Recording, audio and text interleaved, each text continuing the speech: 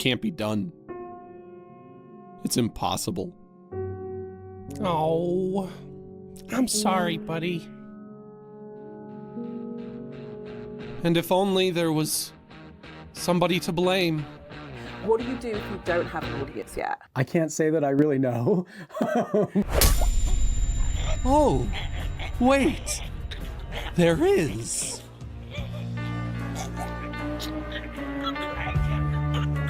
It's you. The one working against me. The saboteur. It's always been you! Because no matter how hard I work, no matter how many times I try, you're always there! We all know the internet runs on the algorithm, how it changes and serves content to fit our liking. Keyword, liking. The algorithm doesn't care about what you like. To put it more bluntly, the algorithm doesn't care about you. Think of the algorithm as a parent forcing you to eat your veggies, except in this case, they're a salesman, shoving products down your throat. This counts as the first. You must bounce on it. Crazy style.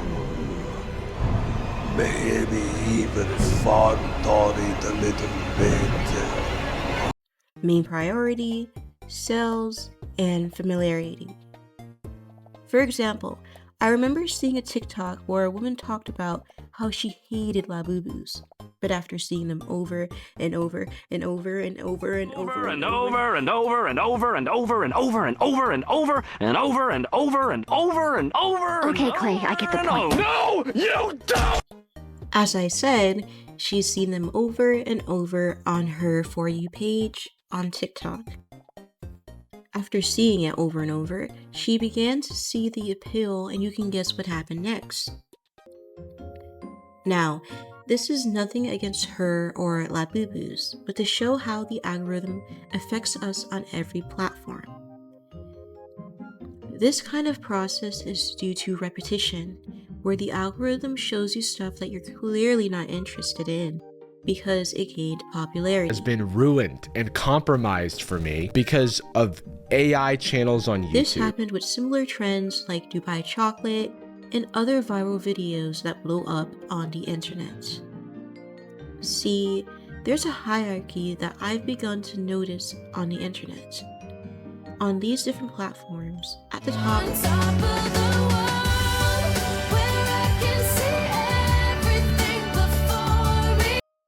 you have the platform itself, the big business, big companies. Next is the algorithm, aka the unpaid middleman. The next two sort of have a power struggle, content creators, then below that is, well, you, the consumer, but most importantly labeled as the viewer. The viewer and content creator fight for higher ground. In one instance, you have a creator that shares a perspective that can change the viewer's mind, changing what the viewers think. I saw Katie Heron wearing army pants and flip-flops, so I bought army pants and flip-flop. Think about the Labubu example. You hate Labubus, but your favorite content creator shows you how you can customize a Labubu to fit your liking. With a little customization, there's a bigger chance that the viewer would get a Labubu to try customizing it themselves as well. Get in, loser, we're going shopping. This is because they have been influenced by said content creator. Keyword, influencing. Algorithms create the ability to repeat something over and over and over. Anything you repeat is going to get into people's minds. If you repeat something enough, it will seem true, even if it's just because it's familiar. If you can create a sense of social proof around an idea, that people are even more likely to believe that. And we know that algorithms can control what side of an issue you see. They can control the sequencing of the comments, so they can put comments that are going to... And then you have the opposite effect, where the viewers go against a creator. We all know cancel culture would be a great example for this, but for this example, I'll be going over what happens when a creator begins to change their content, and how they need to reset their channel because their YouTube community no longer resonates with them. Many YouTubers go through this, where they get tired of doing the same thing over and over to appease the algorithm and viewer. Once you take a step back and change things, things can go very good or very bad. The viewers begin to engage negatively, even leaving the community in a hole, unsubscribing. This will affect that creator's algorithm boost that they always would get as a big channel or a medium-sized channel, which is how some creators box themselves with niches, because they think it's the only way to grow on YouTube is to create videos that link to one certain niche or a couple niches. This is perfect for business, but not for creatives. Let me explain.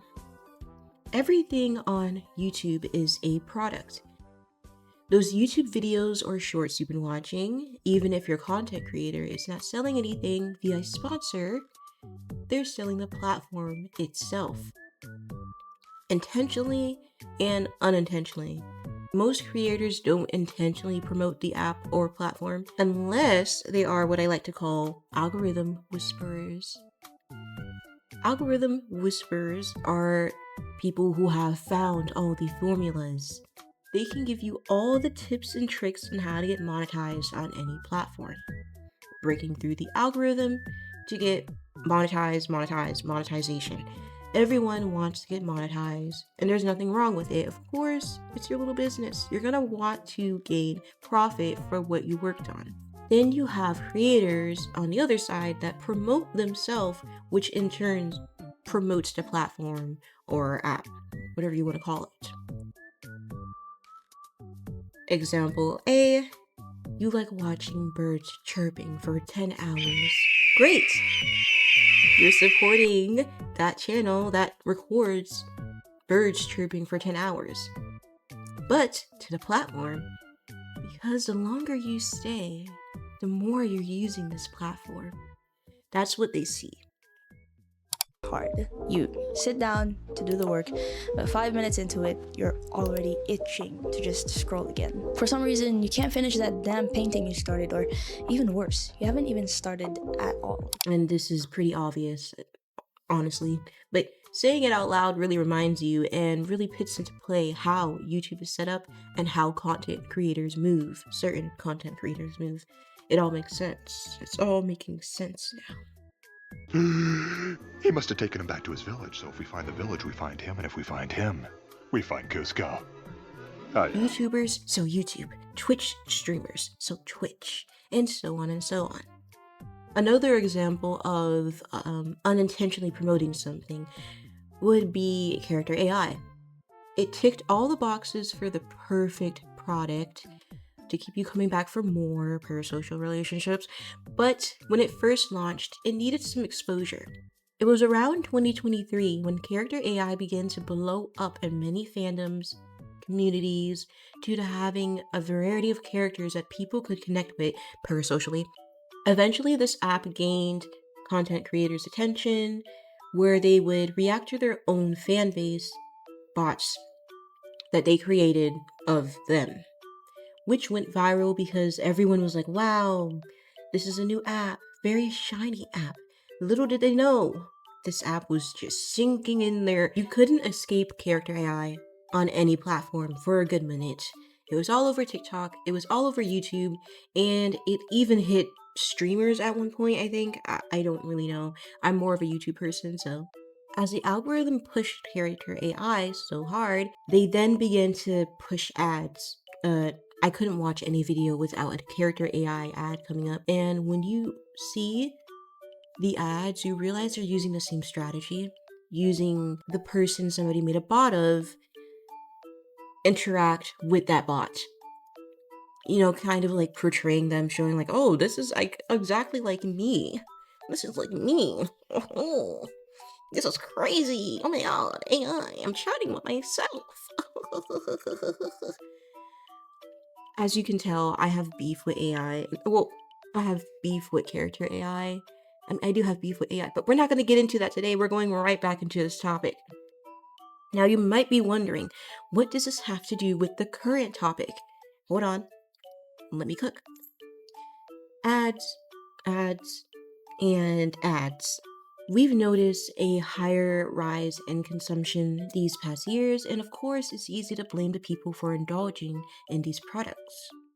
But if you peel the layers back, you'd see that there's something bigger at play. I am not critiquing anyone for enjoying coloring as a hobby or spending money on it. Do what makes you happy. I am, however, critiquing the algorithms manipulating people's minds to turn hobbies into overconsumption strategies, in turn making them feel less fulfilling. Even for creators, this seems absolutely miserable. Many starting out with the goal of sharing their favorite passion, but then inevitably getting trapped in an endless rat race by these predatory algorithms. Again, using TikTok coloring as an example, competing for views, they start confusing being good at art with being good at the TikTok algorithm. FOMO trends, which is fear of missing out trends, virality. They're all linked to 4 things, but only one has control of how it's distributed, while the others follow. That's right, the algorithm controls not only viewers, but content creators / small businesses as well. I will get into small businesses, small brands, real quick, because I feel like it's very important to explain how these businesses / small brands have trapped themselves, especially small brands have trapped themselves into this cycle. With the rise of small brands, you've seen a bunch of small brands have a hoodie that looks the same, the jacket looks the same, it's just a copy and paste. There are copy and pasters copying original successors to gain success. If you're into fashion and you care about small brands, you've heard this story before. I was poor. I had $1 to my name. I didn't know what I was going to do. I was homeless. I had nowhere to go. But after researching and seeing all the different small brands, I decided that I would put my creative endeavors into my own small business. I gave my very last dollar to create this awesome hoodie, and it took off immediately. Everyone was buying my hoodie, and now I'm a millionaire. I have a Rolls Royce, and I know everybody, all the connections. And now, because I know everything and I'm viral, I can help you. Listen to my course, follow my course, invest in my course. It's the same thing. People have been misled and they lead to that. Or maybe they knew from the beginning. Oh, it was all a big scheme. So this plan that small brands have is to become viral. How do you become viral when nobody cares about you or the algorithm just doesn't pick you up? Well, you become viral by pretending to be viral. When it comes to these small brands, they're always talking about how they sold out, they sold this out, when in reality, they didn't sell anything out. Now, to the person that they just wouldn't know, I would say naive, I guess, to this, they would be like, oh my gosh, this person is selling so much stuff. I need to start doing this instead of working my 9 to 5, selling a dream, you know? And then their content creator or small business content creator is like, oh my god, I went viral. Look at this. I told you guys I went viral. And they're saying they're going viral selling these clothes, and half of these small brands, you can tell which one it is. They're not selling anything. They don't have any customers. They're just saying they're selling stuff out and they're wasting money. When they realize they wasted money, they're like, oh shit. You cannot be for real. So now I'm going to make a course about how to make money so I can gain money again for wasting the money that I put into that small business. And to the viewer, it's like, oh my gosh, my content creator is putting this video out and they're starting to make courses now. So I'm gonna pay for the course so I can make money. They know what they're doing. They've been doing this for so long and they've been making so much money. They're going viral all the time. So I'm going to go viral and make money as well with my small business. So they start making videos, following courses, and then they end up doing the same thing that their previous favorite content creator has done. It is a loop that unfortunately hits some people. You have some other small brands that are just amazing and they just sell stuff because they care about it, not because it's trending or going viral at the time. I don't want to do this show anymore! I'm sick! Happened to originality? Every other Instagram brand nowadays is the exact copy of the last one. What happened to making your own designs? What happened to taking concepts and making your own ideas out of them? What happened to taking inspiration and not the entire design? Making clothes is not supposed to be a get rich easy type thing. I truly miss when people used to actually care about the shit they sold. Now they just want money. Example, I'm really into Mac Bling, Gadu. Gadu is a great example actually. I'll touch on that right now. For Gadu, a lot of small brands don't have support because Gadu is not as popular as it was back in the 2000s. It's limited quantity, but it's great quality, which a lot of small brands lack because they're constantly trying to pace stuff out. So, as relating to ads for small businesses, small brands, they are creating ads for themselves in the future. It's ads. It's ads, ads, ads. It's not anything actually personalized or authentic.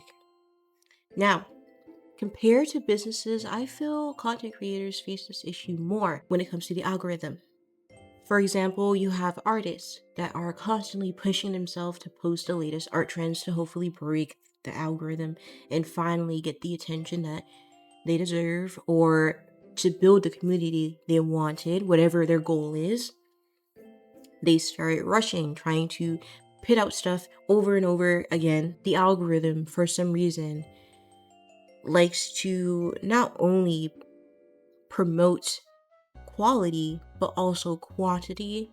And it has this pace that you have to follow, and it's too fast, especially for people that need to take time to create something, which humans need to do. This video right here that you're watching, it took me like a whole week, a whole week and more to finish this video, but to you, it's like an hour video and it doesn't feel long. That's because you're not editing new stuff in there. This is an example of how YouTube pushes this on to content creators to see something and be like, oh my god, that's so cool. And not actually taking the fact that this is actually stuff that people worked hard on and did their research and stuff like that for some people. Then you have gamers. I fucking love gamers, and I trying to finish a game as fast as possible to gain viewers' attention faster. Again, this kind of pace going on. It's just constant. You need to do this quickly. It's viral now, you do it now. There's no time to wait later because the algorithm never waits for you. What could creators do to increase their chances of their videos appearing there? Videos that become popular typically start with the reliable audience of that creator. What do you do if you don't have an audience yet? I can't say that I really know. But I was creating content that people were searching for. I think that's clearly a way to think about it, right? Because it's too much to keep up with. You're on a constant wheel of creating content, and then you never know, is this going to be something that gets suppressed by the algorithm? Is this something that's going to go well? Like, you don't even know. And so people just tailor and conform themselves to not only what the audience wants, but what the platforms and algorithms want. That's just how it works. And we see this with fashionistas. I love fashionista channels. I love them. I love watching them do like hauls and stuff and then going to thrifts and stuff like that. I think it's very nice. But you do have some people that will get into that genre, not because they care about that style. There's like some people that don't care about Mac Bling, but in the moment, Mac Bling is going viral. So what they do? They follow the algorithm and they create content with Mac Bling aesthetics, or constantly changing aesthetics to keep up with the algorithm. This again pushes the unauthentic vibes And you can really see this with musicians. I feel like we all seen this, especially during 2020 with music. A bunch of musicians were changing their music to fit TikTok's algorithm, hoping for 10 seconds of their song to hit off on there. And it really changed the quality of the music. Basically, if you're starting to realize, everyone is either fighting for attention or to keep your attention.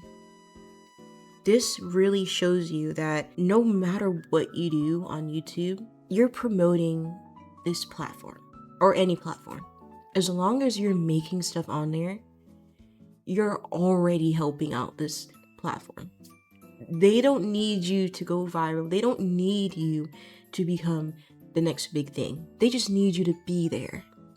The same for viewers. They just need viewers to be there to watch it. And if that helps, if people are there to watch you for long amounts of time, just watch you for a while, they're like, oh my gosh, get this person up there. We need more people to stay here. And if you're just a small channel, it's just like, go, Kylie, go. Good job, Kylie. You're doing amazing, sweetie. I don't know if I'm explaining it as well as I can, but yeah. And because ads are so important, can you guess what else is important? That's right, viewers' attention. The viewer's attention is so important that there's even a feature in YouTube Studio to show you the analytics of the video you put out. When did the viewer swipe off? At which point did the viewer stop or skip the video? As you can see, they are pushing the viewer's attention to be important above everything else you're doing. It doesn't matter if you put this much time into the video. It doesn't matter if it's actually good. If the viewers are not there, you are not good enough. Now, the first thing that goes wrong when you get a viral hit like this is you are inevitably led down the path of creating more stuff which satisfies the algorithm. And that's such an irresistible path to take because we're literally being psychologically conditioned to do so. In its most basic form, operant conditioning is the idea of just being rewarded for doing something quote-unquote good and punished for doing something quote-unquote bad. And in this case, I can see two main sources of that punishment or reward. YouTube Studio, if you make a video which goes best out of your last 10 videos by their metric of views, you get literal fucking confetti. Confetti, I hate it. I hate it so much. I'm in my YouTube Studio, I've clicked on analytics, I've clicked on videos, and I'm then going to click on advanced mode. It's going to open up this screen that's going to tell me which content has performed best that I've uploaded within the last 28 days. So I'll change this to the last 90 days or 6 months, 365 days, whatever you want to pick. And then it's going to show me my best performing content that I've uploaded within that set period of time. I would let the data tell me what my audience are most interested in, which is why you need to give it at least 6 months to really gather that data.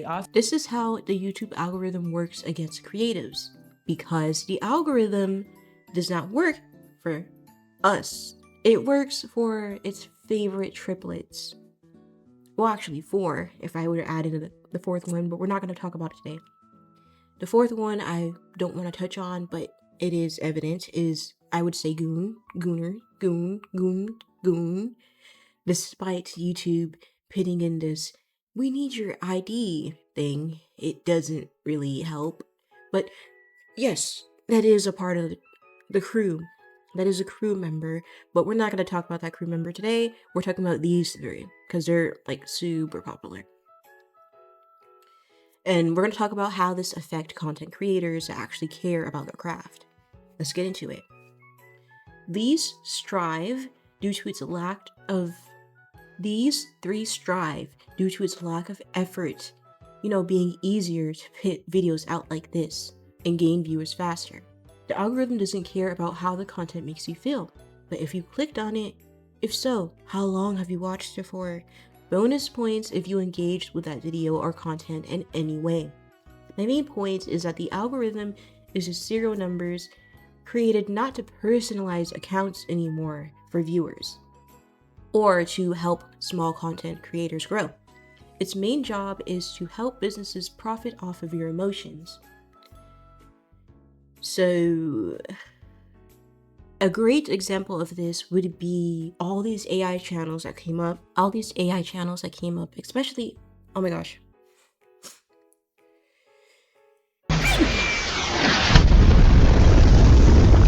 All these AI channels that came up, especially last year, because it provides quality and quantity, which the algorithm fiends for. They are able to create quality videos every single day, coming out with 20 minutes of videos every single day, and it works for the algorithm. That's what the algorithm wants. It wants someone to keep the pace with them, and those someones are AI creators. I'm not surprised they started to push content creators that, use AI, because it works with the algorithm. And again, think about it. If it works with the algorithm, you know what that means? More viewers are going to stay. The longer they stay, the longer they're using this app. The longer they're using this app, the more ads we can push out, or we just get money because they're watching or using this app. That's the whole point. That's the whole entire thing. They don't care about creativity or self-expression. It's just business, as it always been. I feel like they're more, with the way they're working on YouTube, I feel like it's more in your face as compared to the years before. We also see this with rage bait channels. If you remember, I think it was like 2 years ago, or it had to be 2 years ago, there was this girl that made content with her family.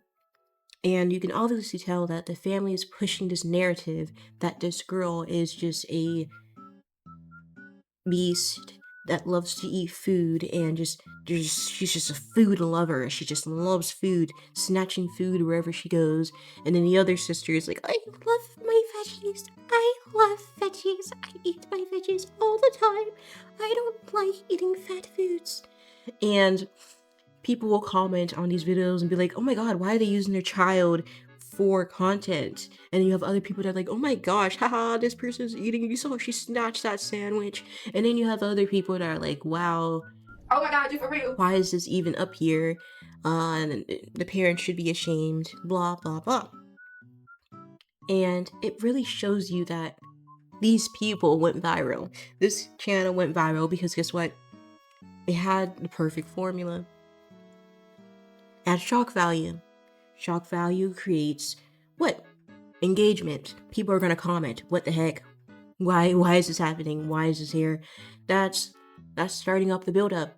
People are gonna comment regardless when there's something that's making them angry or just shocking. Like, what? Why are you doing this? Like, And then after that happens, you have likes or dislikes. And the more likes or dislikes you get, that's engagement. That's pushing that out. I hate this video. I love this video. Doesn't matter what you do or whatnot, it's going to push out into the algorithm because it has engagement. And the algorithm is looking at this as, wow, people really are watching this. You know what this mean? You know what this mean, big man? We're having people go on this app more. We're gonna have people coming over here. We need to get this started. I'm gonna make every single video of this thing go viral. And then that's how you get all those videos that keep coming into your For You page, even if you never watch anything similar to that. Because the algorithm's like, we push big channels. Pushing big channels will allow people to stay longer and find these people. Because these people have followed the formula success, which is success from previous YouTubers, it's going to be like, this is it. We're pushing this. This is the formula. They're following it. They're perfect. Let's push these people out. And I don't believe that automatically means good content.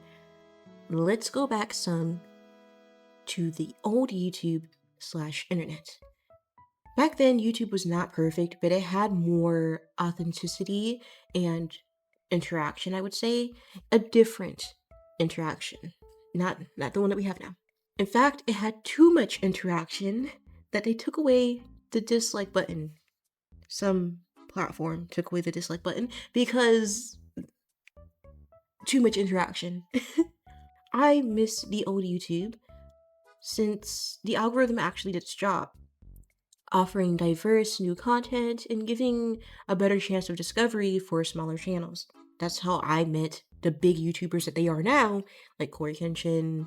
Who else did I watch? I has Cupquake, I am Dante, Berleezy, Jazzy Guns. I haven't watched her in a while, but I forgot how to say her name.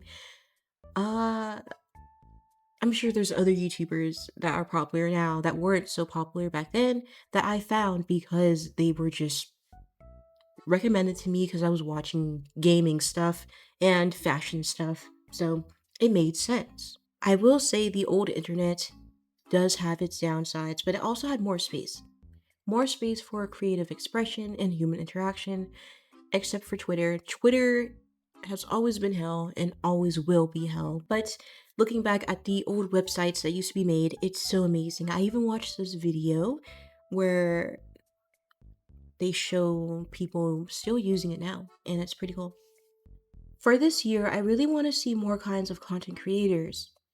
And not only just different kind of content creators, but content creators that create content for themselves.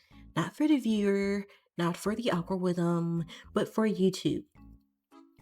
What YouTube used to be about, broadcasting yourself. And you know what that means? Not having everyone like you. If you want to come and do the commentary stuff, like talk about pop culture or just talk about anything into the internet and to a grand scale, and like just be prepared, and just if you're going to make a conversation, make a conversation. Have a real conversation. People are not going to agree with you. I don't want everyone on the internet to agree with me. I could be wrong, and I say this all the time. When I say I could be wrong, I'm not trying to be funny or try to be like political. I'm saying I could be wrong. Not having everyone wanting to watch you or click your thumbnail because they don't like how it looks. Not having a formula that you need to follow in order for your video to go viral. Just making something because you care about it and you like to do it, and that's just that. Whatever comes follows, but I really want to see more people care about their work, their craft, instead of their results. So what can you do as a viewer? I can't really, I'm not like a YouTube expert or anything, so I don't really know, but here's what I've been doing to personalize my channel. Oh, well, not my channel. I mean, yeah, but to personalize my account on YouTube, I would search up my interests, give new channels a try. And honestly, now I've been getting a bunch of small channels because I've been searching for them. And I'm like, oh my gosh, their videos are good. It's just that they probably just started out, or they just haven't reached the algorithm, or they're just very good at making different thumbnails that don't fit the formula for the algorithm. Making stuff like super niche for people that get it, and then stuff that's not super niche, and then having people making a bunch of different stuff that they like to make because they just like to make it. I also blocked anything I did not like. If I had something pop up on my home screen, I would just block it. Because what are you doing here? I'm not gonna watch this. I feel like this can cause doom scrolling, so beware. But I feel like it's different. I feel like it's a different doom scroll. Like, you're scrolling for a purpose. You search up your interests and you just scroll and search for stuff that you care about. Obviously, it's not good to be on the internet all the time, but when you do, I feel like it should be for stuff that you like and not just random stuff. Of course, there's stuff like news that's important that I feel like everybody should know that. You should know what's going on in the world, good or bad, but you shouldn't be getting random rage bait videos or AI channels popping up on your feed. No, it's not an all-in-all solution, obviously, but it's a great start. I honestly love when I go on YouTube and a video pops up that I've never watched before, but I actually care about.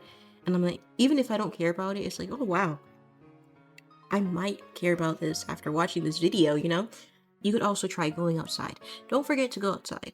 Don't forget to go outside. I'm not saying that everybody should be on the internet searching for something for hours and hours. No, I just feel like you could do it step by steps. Whenever you go on there, just don't go on there mindlessly, going through shorts, swiping. No. Look for stuff, search for stuff, and not just trying to see what the algorithm pops up for you.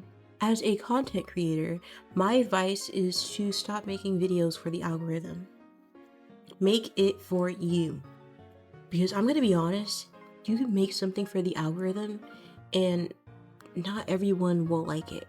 You can make stuff for you and not everyone will like it.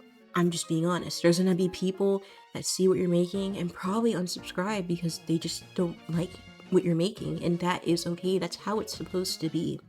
You don't need to fit yourself in a box for viewers to like you or the algorithm to pitch you up there with the YouTube queens and kings. You don't need to be there. You just need to be what you are. Because you have to remember that as soon as you started your channel, as soon as you created your content or whatever you're doing, you became your own boss. YouTube is not necessarily your boss. They're not telling you what to create. You know, they're not actually telling you face to face, like, hey, create this video. You just make what video you want, and if it pops up, it pops off. If it doesn't, it just doesn't. So whether you want to create a product that you love or create copies of viral products to go viral is on you. You do what you want to do. If you want to follow formulas and get straight to the top as fast as you can, you do that. Speed run your way through everything. But if you want to actually create a strong community or just find people that actually care about what you like and actually have fun creating again, I would say do what you want to do. If you're starting for the first time this year, do what you want to do. Create what you want to create.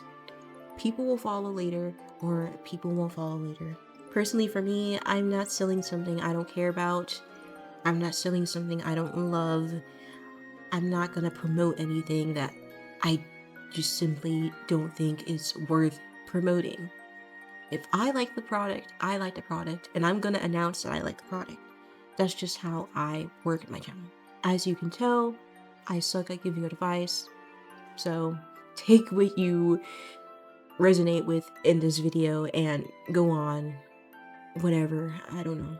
If you are a content creator or not, you don't have to be, let me know how I did on my first serious commentary video.